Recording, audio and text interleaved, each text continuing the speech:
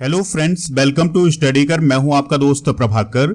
आज के इस महत्वपूर्ण लेक्चर में हम डिस्कस करेंगे मोस्ट इंपॉर्टेंट करंट अफेयर्स के क्वेश्चन। तो आप इस पूरे लेक्चर को बहुत ही ध्यान से लास्ट तक जरूर देखिएगा। आज का पहला और बहुत ही महत्वपूर्ण प्रश्न है, संयुक्त राष्ट्र सुरक्षा परिषद के लिए कितने अस्थायी सदस्य चुने गए हैं? तो अभी हाल ही में संयुक्त राष्ट्र सुरक्षा परिषद के लिए 5 अस्थायी सदस्य चुने गए हैं। अब वो 5 सदस्य कौन कौन है, 5 देश कौन कौन है? अल्जीरिया, गुआना, कोरिया गणराज्य, सिएरा लियोन और स्लोवेनिया। तो ये 5 देश जो हैं ये चुने गए हैं संयुक्त राष्ट्र सुरक्षा परिषद में। कितने साल के लिए चुने गए हैं? तो 2 साल के लिए चुने गए हैं। इनका कार्यकाल होगा 1 जनवरी 2024 से 31 दिसंबर 2025 तक। और इन देशों ने किन देशों का स्थान लिया है? तो अल्बानिया, ब्राजील, गैबोन, घाना और संयुक्त अरब अमीरात। और दोस्तों, अल्बानिया, ब्राजील, गैबोन, घाना और संयुक्त अरब अमीरात का जो कार्यकाल है वो 31 दिसंबर 2023 को समाप्त हो रहा है। फिर उनके स्थान पर अल्जीरिया, गुआना, कोरिया गणराज्य, सिएरा लियोन और स्लोवेनिया जगह ले लेंगे।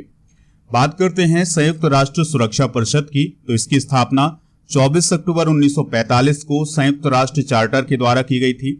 और बात करें अगर हम यूएनएससी यानी कि यूनाइटेड नेशंस सिक्योरिटी काउंसिल संयुक्त राष्ट्र सुरक्षा परिषद की, तो उसमें कुल 15 सदस्य होते हैं। 5 सदस्य स्थायी होते हैं और 10 सदस्य अस्थायी होते हैं। और जो अस्थायी सदस्य होते हैं इनका कार्यकाल 2 साल का होता है। स्थायी सदस्य कौन कौन है? तो चीन, फ्रांस, रूस, यूके और अमेरिका। इनमें से जो 5 सदस्य हैं दोस्तों, स्थायी सदस्य हैं, कोई भी प्रस्ताव को वीटो कर सकता है। यानी इन 5 देशों के पास वीटो पावर है। इसका मुख्यालय कहाँ है? न्यूयॉर्क, अमेरिका में है। और यूएनएससी का काम है शांति और सुरक्षा को बनाए रखना। बात कर लेते हैं संयुक्त राष्ट्र की। तो इसकी स्थापना 24 अक्टूबर 1945 को हुई थी। मुख्यालय न्यूयॉर्क, अमेरिका में है। वर्तमान में संयुक्त राष्ट्र में कितने सदस्य हैं? 193 सदस्य हैं। संयुक्त राष्ट्र के कार्य क्या होते हैं? तो अंतरराष्ट्रीय शांति और सुरक्षा बनाए रखना, मानवाधिकारों की रक्षा करना, मानवीय सहायता पहुंचाना, सतत विकास को बढ़ावा देना। दोस्तों, एक पॉइंट और याद रखना है कि जो संयुक्त राष्ट्र के वर्तमान महासचिव हैं वो कौन है? एंटोनियो गुटेरस हैं, जो कि पुर्तगाल के हैं। और संयुक्त राष्ट्र के 6 प्रमुख अंग होते हैं। और इन 6 प्रमुख अंगों में से एक अंग है यूएनएससी यानी यूनाइटेड नेशंस सिक्योरिटी काउंसिल, जिसकी अभी हमने चर्चा की है। दोस्तों, आप इस पूरे लेक्चर को बहुत ही ध्यान से लास्ट तक देखिएगा। लास्ट में आपसे कुछ क्वेश्चन पूछे जाएंगे जिनके आंसर आपको कमेंट बॉक्स में देना है। चैनल पर अगर आप पहली बार आए हैं तो सब्सक्राइब कर लें, बेल आइकन भी दबा लें, जिससे आपको समय पर और सबसे पहले नोटिफिकेशन मिल सकेगा। आप इस लेक्चर को बहुत ही ध्यान से लास्ट तक जरूर देखिएगा। लास्ट में आपसे कुछ क्वेश्चन पूछे जाएंगे जिनके आंसर आपको कमेंट बॉक्स में देना है। चैनल पर अगर आप पहली बार आए हैं तो सब्सक्राइब कर लें, बेल आइकन भी दबा लें, जिससे आपको समय पर और सबसे पहले नोटिफिकेशन मिल सकेगा। अगर आपको इस लेक्चर का पीडीएफ चाहिए तो वो टेलीग्राम पर मिल जाएगा। टेलीग्राम पर आप जाइए, स्टडी कर ऑफिशियल आप सर्च करेंगे तो हमारा जो चैनल है वो मिल जाएगा। ज्वाइन करेंगे तो आपको पीडीएफ भी मिल जाएगा। इसके अलावा डेली करंट अफेयर्स का पीडीएफ आपको ऐप पर उपलब्ध है। ऐप का जो लिंक है डिस्क्रिप्शन बॉक्स में दिया गया है, तो वहां से आप इसको डाउनलोड कर सकते हैं। अगला प्रश्न है, विश्व खाद्य सुरक्षा दिवस कब मनाया जाता है? यानी वर्ल्ड फूड सेफ्टी डे कब मनाया जाता है? तो हर साल 7 जून को विश्व खाद्य सुरक्षा दिवस मनाया जाता है। इसके अलावा ऑप्शन के अनुसार 5 जून को विश्व पर्यावरण दिवस, 3 जून को विश्व साइकिल दिवस और 1 जून को विश्व दुग्ध दिवस मनाया जाता है। दोस्तों, 2023 के विश्व खाद्य सुरक्षा दिवस की जो थीम है वो है खाद्य मानक जीवन बचाते हैं, यानी फूड स्टैंडर्ड्स सेव लाइव्स। पहला विश्व खाद्य सुरक्षा दिवस मनाया गया था 7 जून 2019 को। और इस दिवस को मनाने का जो उद्देश्य है वो है लोगों को खराब और दूषित खान पान के प्रति जागरूक करना, क्योंकि जो खराब और दूषित खान पान होता है वो हमारे शरीर के लिए हार्मफुल होता है। 2022 में इसकी थीम थी सेफ फूड बेटर हेल्थ। चलिए बात करते हैं खाद्य और कृषि संगठन की, यानी फूड एंड एग्रीकल्चर ऑर्गेनाइजेशन की। तो इसका मुख्यालय रोम, इटली में है। इसकी स्थापना 16 अक्टूबर 1945 को हुई थी।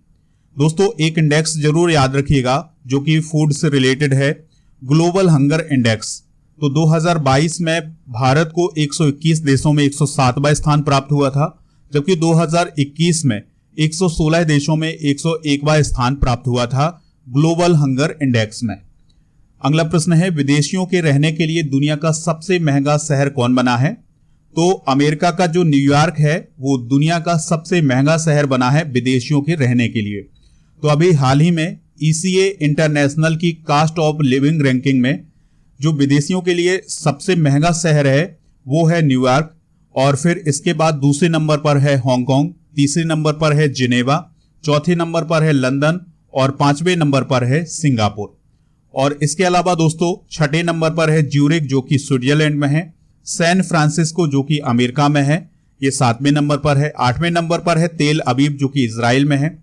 9वें नंबर पर है सियोल जो कि दक्षिण कोरिया में है, और 10वें नंबर पर है टोक्यो जो कि जापान में है।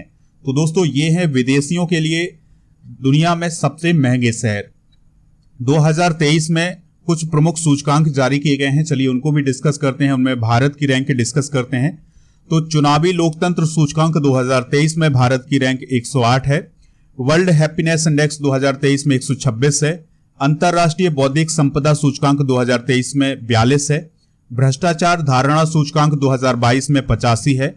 हैनले पासपोर्ट इंडेक्स 2023 में 85 है। ग्लोबल फायर पावर इंडेक्स 2023 में चौथी रैंक है, और विमानन सुरक्षा रैंकिंग 2023 में भारत की रैंक 55 है। अगला प्रश्न है, हिंदू समूह के नए अध्यक्ष के रूप में किसे नियुक्त किया गया है? तो हिंदू समूह के नए अध्यक्ष के रूप में नियुक्त किया गया है निर्मला लक्ष्मण को। किसे दोस्तों? निर्मला लक्ष्मण को। और इसके अलावा कुछ अभी हाल ही में नियुक्तियां हुई थी, जैसे संजय वर्मा को MRPL का प्रबंध निदेशक बनाया गया है। अमरेंदु प्रकाश को steel authority of India limited का अध्यक्ष बनाया गया है। अश्वनी कुमार को यूको बैंक का MD बनाया गया है। चलिए इस न्यूज को कवर करते हैं। तो 3 साल के लिए निर्मला लक्ष्मण को the Hindu group publishing private limited के निदेशक मंडल के अध्यक्ष के रूप में नियुक्त किया गया है। बात करते हैं the Hindu group publishing private limited की, तो यह एक मीडिया कंपनी है, और द हिंदू अखबार से आप सभी लोग परिचित होंगे, राष्ट्रीय दैनिक समाचार पत्र है, तो यह इसी प्राइवेट लिमिटेड का है। और फ्रंट लाइन, स्पोर्ट स्टार और हिंदू बिजनेस लाइन सहित अन्य प्रकाशन जो हैं वो इसी कंपनी के हैं। इसका मुख्यालय कहाँ है? चेन्नई में है। दोस्तों हाल ही में की गई कुछ और महत्वपूर्ण नियुक्तियां डिस्कस करते हैं। तो डॉक्टर अब्दुल्ला अल मंडोस विश्व मौसम विज्ञान संगठन के अध्यक्ष बने हैं। डेनिस फ्रांसिस UNGA के 78वें अध्यक्ष बने हैं। गिरीश चंद्र मुर्मू को WHO के बाहरी लेखा परीक्षक के रूप में नियुक्त किया गया है। आर दिनेश भारतीय उद्योग परिसंघ के अध्यक्ष बने हैं। सुमन शर्मा UPSC के सदस्य बने हैं। जय Kumar S Pillai IDBI bank के उप प्रबंध निदेशक बने हैं। डॉक्टर के Govindraj basketball federation of India के अध्यक्ष बने हैं। और नामदेव सिरगांवकर जो हैं वो भारत ताइक्वांडो के अध्यक्ष बने हैं। अगला क्वेश्चन है, अमृत धरोहर और मिष्टी योजना की शुरुआत किस मंत्रालय ने की है? तो पर्यावरण मंत्रालय ने अमृत धरोहर और मिष्टी योजना की शुरुआत की है। दोस्तों पर्यावरण, वन और जलवायु परिवर्तन मंत्रालय, जिसके मंत्री हैं भूपेंद्र यादव, तो इस मंत्रालय के द्वारा विश्व पर्यावरण दिवस 2023 पर अमृत धरोहर और मिष्टी योजना की शुरुआत की है। और इन दोनों योजनाओं की जो घोषणा है वो 2023-24 के बजट में की गई थी। बात करते हैं अमृत धरोहर योजना की। तो अमृत धरोहर योजना का जो उद्देश्य है वो है हमारे रामसर साइट यानी जो आर्द्र भूमि है उनकी प्राकृतिक सुंदरता और विविधता को संरक्षित करना, यानी हमारी जो रामसर साइट हैं उनको संरक्षित करना। और मिष्टी योजना जो है इसका उद्देश्य है भारत के समुद्र तट के साथ साथ लवणीय भूमि पर जो मैंग्रोव वृक्षारोपण की सुविधा है उसको प्रदान करना और मैंग्रोव वन की सुरक्षा करना, उसकी रक्षा करना। दोस्तों यहाँ पर कुछ योजनाएं भी हम डिस्कस कर लेते हैं जो कि 2022-23 से रिलेटेड हैं, केंद्र सरकार की योजनाएं हैं। तो PM श्री योजना 5 सितंबर 2022 को, युवा 2.0 योजना शिक्षा मंत्रालय की योजना है, ये 2 अक्टूबर 2022 को लॉन्च की गई थी।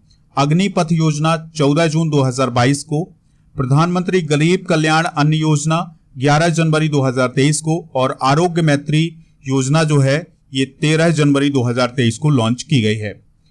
अगला प्रश्न है, सिद्धार्थ चौधरी ने अंडर 20 एशियन एथलेटिक्स चैंपियनशिप में कौन सा मेडल जीता है? तो दोस्तों इन्होंने गोल्ड मेडल जीता है। किसने? सिद्धार्थ चौधरी ने। तो सिद्धार्थ चौधरी ने दक्षिण कोरिया के एचियन में आयोजित अंडर 20 एशियन एथलेटिक्स चैंपियनशिप में पुरुषों के शॉर्ट फुट स्पर्धा में गोल्ड मेडल हासिल किया है। और उन्होंने 19.52 मीटर का व्यक्तिगत सर्वश्रेष्ठ थ्रो रिकॉर्ड करके यह उपलब्धि हासिल की है। इसके अलावा दोस्तों इस चैंपियनशिप में भारतीय एथलीट शाहरुख खान, शिवम लोहाकरे और सुष्मिता को रजत पदक हासिल हुआ है और शकील को 800 मीटर दौड़ में ब्रॉन्ज मेडल हासिल हुआ है। अगला क्वेश्चन है, ईरान ने किस देश में अपने राजनयिक दूतावास को फिर से खोला है, यानी डिप्लोमेटिक एम्बेसी किस देश में खोली है ईरान ने? तो ये खोली है सऊदी अरब में। किस देश में दोस्तों? सऊदी अरब में।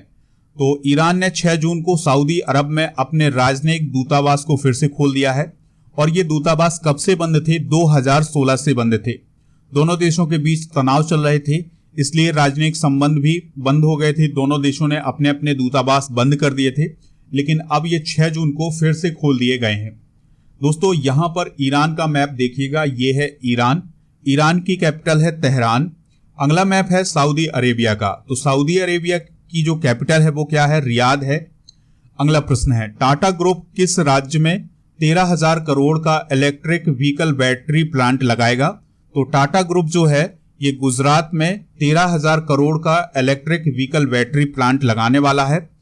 तो दोस्तों टाटा ग्रुप ने लगभग $1.58 बिलियन के निवेश के साथ लिथियम आयन सेल बैटरी के निर्माण के लिए एक समझौता किया है। किसके साथ? गुजरात सरकार के साथ समझौता किया है और उत्तरी गुजरात के सानन में स्थित प्लांट में जल्द ही काम शुरू होने की उम्मीद भी जताई जा रही है। यानी जो इलेक्ट्रिक व्हीकल है दोस्तों, उनमें जो बैटरी यूज होती है उसका प्लांट लगाया जाना है गुजरात में। कौन लगाएगा? टाटा समूह लगाएगा। गुजरात से रिलेटेड कुछ इंपॉर्टेंट करंट अफेयर्स डिस्कस करते हैं। तो अमित शाह ने गुजरात के द्वारका में national academy of coastal policing campus की अभी हाल ही में आधारशिला रखी है। गुजरात ने पीएम मोदी की स्वागत पहल के 20 साल पूरे होने का अभी हाल ही में जश्न मनाया है। यानी पीएम मोदी जब गुजरात के चीफ मिनिस्टर हुआ करते थे तब उन्होंने स्वागत पहल की शुरुआत की थी, तो अब उसके 20 साल हो गए हैं। तो गुजरात ने अभी हाल ही में इस योजना का या इस पहल का जश्न मनाया है। अहमदाबाद के नरनपुरा में भगवान हनुमान की 54 फीट ऊंची प्रतिमा का अभी हाल ही में अनावरण किया गया है अमित शाह जी के द्वारा। गुजरात में सेमीकंडक्टर बनाने वाला देश का पहला प्लांट खुलेगा। तो ये कुछ इंपॉर्टेंट पॉइंट है, नोट कर सकते हैं आप इसे। पर्यावरणीय उत्तरदायित्व पर पहली सस्टेनेबिलिटी रिपोर्ट किसने लॉन्च की है? तो NHAI के द्वारा अभी हाल ही में पर्यावरणीय उत्तरदायित्व पर पहली सस्टेनेबिलिटी रिपोर्ट लॉन्च की गई है। NHAI का मतलब है national highway authority of India. तो दोस्तों इसके द्वारा ये रिपोर्ट जारी की गई है कि जो NHAI है ये किस प्रकार से काम कर रहा है, जिसके कारण पर्यावरण में स्थिरता आ रही है और पर्यावरण को नुकसान भी नहीं हो रहा है। ठीक है, तो इस रिपोर्ट को किसने लॉन्च किया है? तो नितिन गडकरी जी ने लॉन्च किया है। अगला प्रश्न है, अपनी खुद की इंटरनेट सेवा शुरू करने वाला देश का पहला राज्य कौन बना है? तो अपनी खुद की इंटरनेट सेवा शुरू करने वाला पहला राज्य बना है केरल। कौन बना है दोस्तों? केरल बना है। केरल के जो मुख्यमंत्री हैं पिनाराई विजयन, तो उन्होंने ये कहा है कि राज्य में केरल फाइबर ऑप्टिक नेटवर्क की शुरुआत कर रहा है, जिसमें यूजर्स को 1 Gbps की स्पीड मिलेगी, यानी 1 GB पर सेकेंड की स्पीड मिलने वाली है। इस अवसर पर उन्होंने ये भी कहा कि इसके जरिए 20 लाख परिवारों को फ्री इंटरनेट कनेक्शन मिलने वाला है और केरल सरकार ने केरल फाइबर ऑप्टिक नेटवर्क यानी के-फोन की भी शुरुआत की है। तो ये के-फोन सेवा किस राज्य में शुरू की गई है? केरल में शुरू की गई है। तो आपको याद रखना है, अपनी खुद की इंटरनेट सेवा शुरू करने वाला पहला राज्य कौन बना है? केरल बना है। अब दोस्तों यहां पर प्रथम राज्य की बात आई है, तो कुछ प्रथम डिस्कस करते हैं भारत में 2023 में। तो स्वास्थ्य का अधिकार विधेयक लाने वाला भारत का पहला राज्य कौन बना है? राजस्थान। 100% रेल विद्युतीकरण पूरा करने वाला भारत का पहला राज्य कौन है? हरियाणा। देश का पहला केबल स्टे रेल पुंज अंजी खड्ड कहां बनकर तैयार हुआ है? जम्मू कश्मीर में। बच्चों के लिए डिजिटल स्वास्थ्य कार्ड प्रदान करने वाला पहला राज्य कौन है? उत्तर प्रदेश। तो दोस्तों ये बहुत ही इंपॉर्टेंट पॉइंट हैं। तो ये थे आज के महत्वपूर्ण करंट अफेयर्स के क्वेश्चन। चलिए अब हम रिवीजन करते हैं, फिर इसके बाद जनरल नॉलेज की पिटारी को डिस्कस करेंगे और लास्ट में आपसे क्वेश्चन पूछेंगे, तो जिनके आंसर आपको कमेंट बॉक्स में देना है। कल का पहला क्वेश्चन था, grand order of the chain of yellow star award से किसे सम्मानित किया गया है? द्रौपदी मुर्मू को। साइक्लोन बिपरजॉय का नामकरण किस देश ने किया है? बांग्लादेश ने। अंतर्राष्ट्रीय समुद्री पर्यटन पोत MV एम्प्रेस चेन्नई से किस देश के लिए रवाना हुआ है? श्रीलंका के लिए।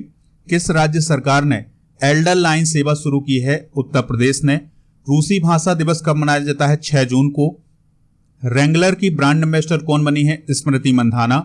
लेवेंडर महोत्सव का उद्घाटन कहां किया गया है? जम्मू कश्मीर में। सहारा इंडिया का किसके द्वारा अधिग्रहण किया गया है? स्टेट बैंक ऑफ इंडिया के द्वारा। लॉयड ऑस्टिन किस देश के रक्षा मंत्री हैं जो भारत की यात्रा पर आए थे? अमेरिका के रक्षा मंत्री हैं। सरकार ने मणिपुर हिंसा के लिए 3 सदस्यीय पैनल का गठन किया है। इसके अध्यक्ष कौन है? अजय लांबा हैं। दोस्तों, आज के जनरल नॉलेज को आगे बढ़ाते हैं और सिंधु घाटी सभ्यता से रिलेटेड कुछ इंपॉर्टेंट पॉइंट डिस्कस करते हैं। तो पहला पॉइंट है, मोहनजोदड़ो का शाब्दिक अर्थ है मृतकों का टीला। सिंधु घाटी में कपास के उत्पादन का प्रमाण मिला है। मोहनजोदड़ो से कुंवर वाले बैल की आकृति वाली मोहरें प्राप्त हुई हैं। मोहनजोदड़ो से पुजारी की धड़ वाली मूर्ति प्राप्त हुई है। मोहनजोदड़ो से अन्नागार प्राप्त हुआ है। कालीबंगा से नक्काशीदार ईंटों के प्रयोग के साक्ष्य मिले हैं। लोथल और कालीबंगा से अग्निकुंड प्राप्त हुए हैं। तो ये कुछ इंपॉर्टेंट पॉइंट हैं सिंधु घाटी सभ्यता या हड़प्पा सभ्यता से रिलेटेड। अब बात करते हैं कल के आंसर की। तो सभी लोगों ने बहुत ही बेहतरीन आंसर दिए हैं। आज के जो क्वेश्चन है जिनके आंसर आपको कमेंट बॉक्स में देने हैं। तो पहला क्वेश्चन है, संयुक्त राष्ट्र की स्थापना कब की गई थी? संयुक्त राष्ट्र सुरक्षा परिषद का मुख्यालय कहाँ है? विश्व मिल्क दिवस कब मनाया जाता है? अग्निपथ योजना कब शुरू हुई थी? और 100% रेल विद्युतीकरण पूरा करने वाला भारत का पहला राज्य कौन बना है? तो इन 5 प्रश्नों के आंसर आप कमेंट बॉक्स में जरूर बताइएगा। हमें इंतजार रहेगा आपके आंसर का। मिलते हैं नेक्स्ट लेक्चर में। जय हिंद, वंदे मातरम।